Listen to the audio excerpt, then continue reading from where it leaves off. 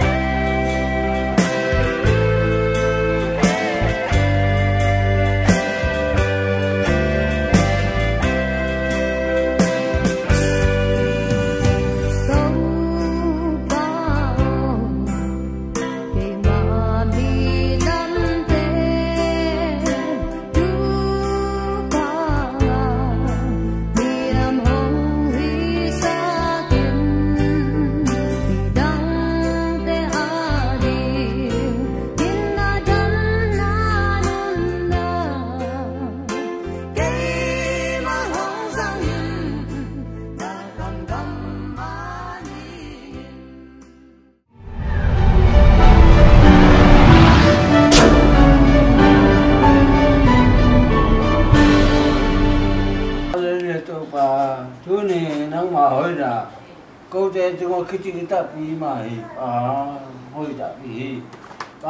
chú này cái làm cái lô bị con cờ vợ chú này bắt cóc để mình nuôi để cho bảo anh tên bây giờ tên thầy gì mà có mà lại đâu chú này nắng mà chú gọi lùng đâm cái câu được bảo phải xiết nó cháu ra để bao nhiêu cái chú bảo chú này mình cái là rồi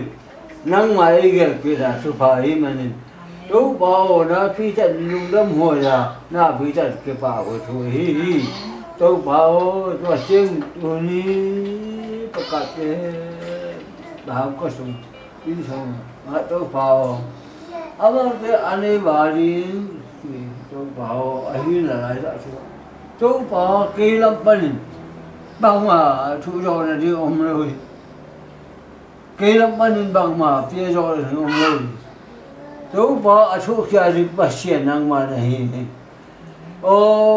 tôi bảo mau đây đúng không chỉ làm nào thu phá bây giờ tôi bảo năng này lúc đó nào số phá bây giờ năng này mà bắt nào bây giờ tôi bảo năng này ama u hồng đi tôi bảo năng này ama u bang sa đi tôi bảo năng này tu này là cái bản sai ama tên nó là sướng ạ nộp na số phá ama tên tôi tu đã đi riêng tu này là mình chắc con nghe được tu này ama tên anh ấy bảo bắt cặp bên anh ấy bảo ra mà cứ là mà tôi mới anh ấy đó nước cái gì đều ta cái này cái đó là đều lung đâm bài tôi này là mình sửa đồ phát triển bài gì cho mình cho lung đâm của mình này bị vấn cái này của bà sửa đó amen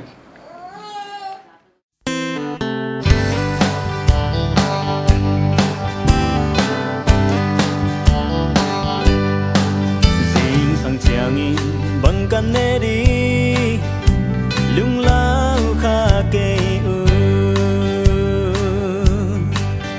tôi dây suin ấy te a đi thương cha mum hi